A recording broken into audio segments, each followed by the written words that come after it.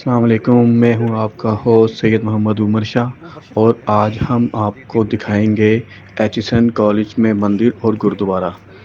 और ये हम सामने एचिसन कॉलेज के गुरुद्वारे के सामने खड़े हैं। हमारे साथ हमारे बहुत अच्छे दोस्त सरदार तरनजीत सिंह बोतालिया साहब जो हमें यहाँ पर विज़िट कराएंगे।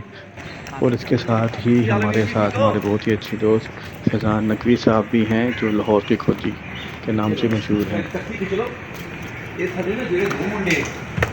अपना मारे गए सी लड़ाई कोई भी है ਉਹਨਾਂ ਦੀ ਮੈਮਰੀ ਚ ਐਸੋਸੀਏਟ ਕਰ ਦਿੱਤਾ। एग्जैक्टली यस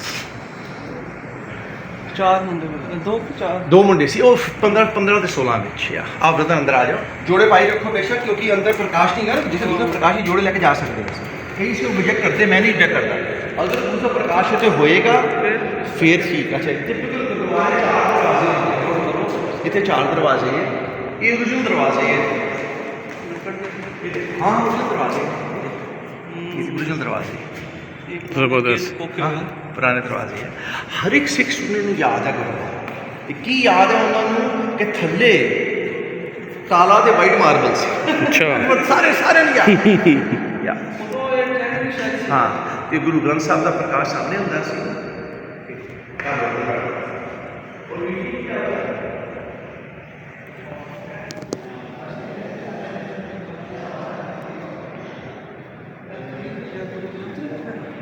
नहीं, अच्छा अच्छा इंग्लिश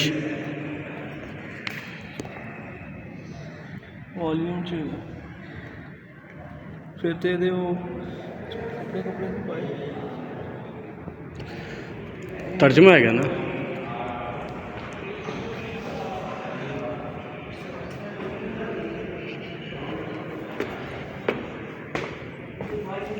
इतनी हो गई, ये तो वैसे ही नहीं।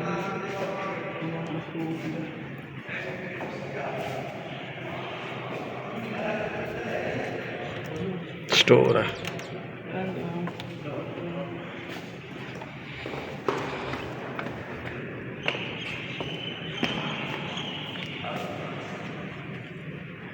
लिखा हुआ है कुछ? पैटर्न देखो, इनको मार्बल के हैं सारे।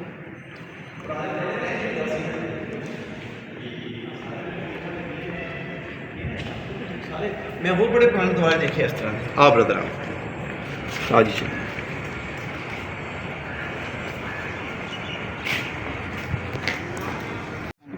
इसलिए इसकी वो खूबसूरती वो नहीं है उस तरह का देखा जाए।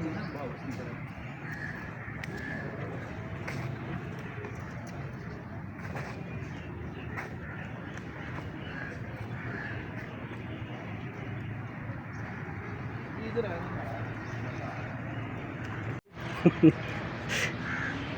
अभी नहीं कह सकते क्योंकि